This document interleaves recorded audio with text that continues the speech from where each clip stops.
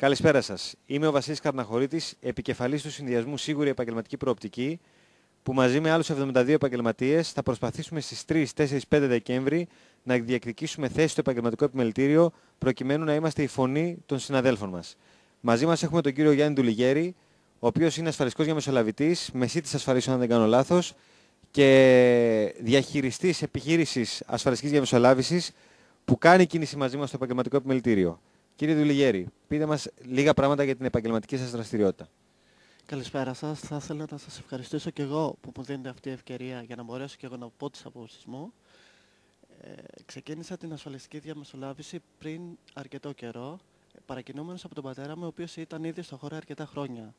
Μαζί καταφέραμε και δημιουργήσαμε αυτή τη μεσητική εταιρεία σε μορφή ΕΠΕ, για να μπορέσουμε κι εμείς να προστατεύσουμε τα συμφέροντα των πελατών μας και να μπορέσουμε να κάνουμε ό,τι καλύτερο μπορούμε για αυτούς.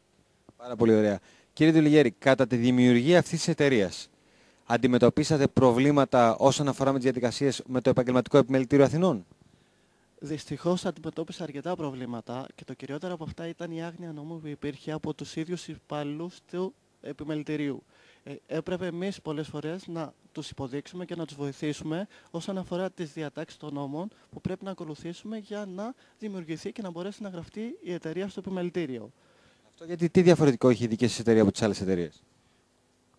Το μόνο διαφορετικό που είχε είναι ότι μπορέσαμε να βάλουμε αρκετούς σκοπούς στην εταιρεία μέσα, όπως ασφαλιστική πραγματογνωμοσύνη, τη μεσητεία ασφαλίσεων, ασφαλιστικού συμβούλου και πολλές άλλες, οι οποίοι μας λέγανε συνέχεια ότι δεν μπορούν να δημιουργηθούν όλες αυτές μαζί μέσα σε μια εταιρεία.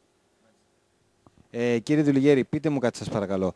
Εσείς εκπροσωπείτε πολλούς κλάδους, και πραγματογνώμονες όπως είπατε, και συμβούλους και μεσίτες κτλ.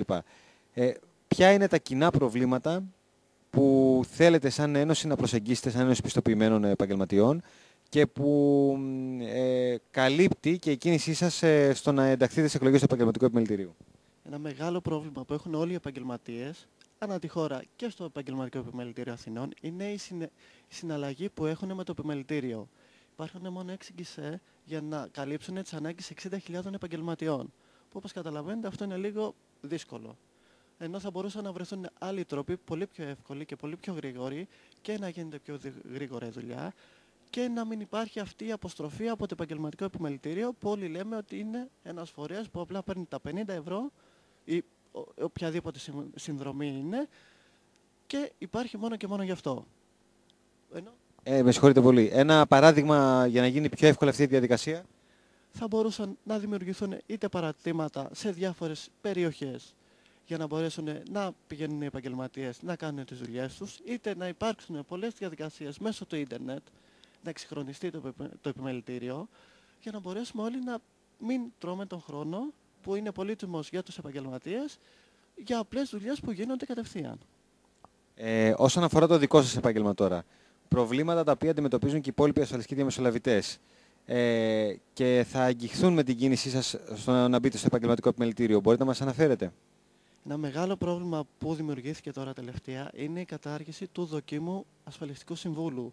Αυτό αποτρέπει πολλούς νέους ανθρώπους και επαγγελματίες που θέλουν είτε να μπουν στο επάγγελμα και να κάνουν κάτι καλό για τη ζωή τους και να μπορέσουν να έχουν ένα σταθερό και καλό εισόδημα, και δημιουργεί πρόβλημα στους επαγγελματίες για να μπορέσουν να προσεγγίσουν και να δημιουργήσουν νέο αίμα ουσιαστικά στο επάγγελμά μας.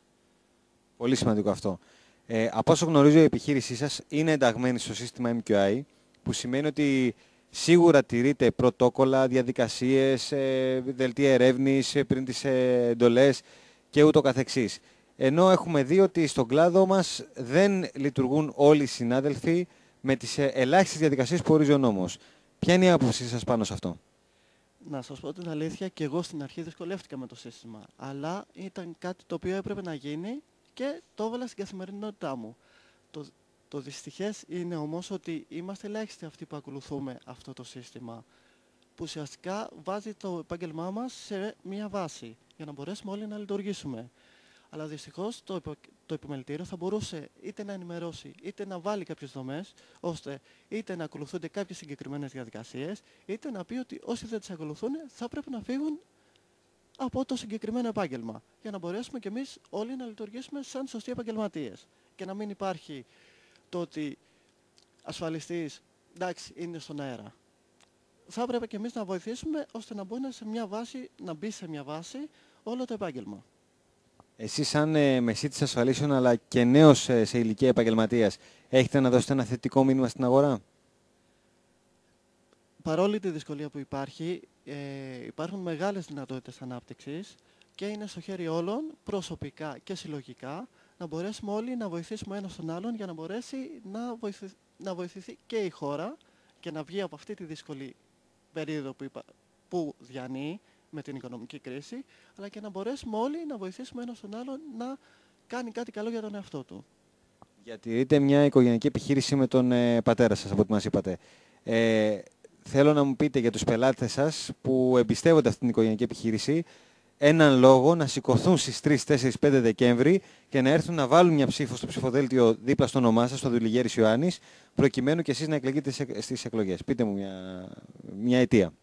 Μια αιτία είναι ότι αν δεν σηκωθεί ο καθένας να κάνει το καθήκον του, γιατί είναι λυπηρό τώρα να υπάρχουν 60.000 εγγεγραμμένοι στο επιμελητήριο και να ψηφίζουν μόνο 6.000 άτομα. Μιλάμε για μια αποχή μεγαλύτερη του 80 με 90%. Οπότε θα έπρεπε όλοι να σηκωθούν και να ενώσουν όλες τις δυνάμεις τους για να γίνει κάτι καλό στο επαγγελματικό επιμελητήριο. Πολύ ωραία. Σας ευχαριστώ πάρα πολύ. Σας εύχομαι καλή επιτυχία στις εκλογές του επαγγελματικού επιμελητηρίου και ελπίζουμε όλοι να στηρίξετε τον κύριο Δουλιγέρη Ιωάννη στις ερχόμενες εκλογές, έναν νέο επαγγελματία, ο οποίος έχει πάρα πολλά να προσφέρει για αυτόν τον κλάδο. Σας ευχαριστούμε πάρα πολύ. Ευχαριστώ πάρα πολύ.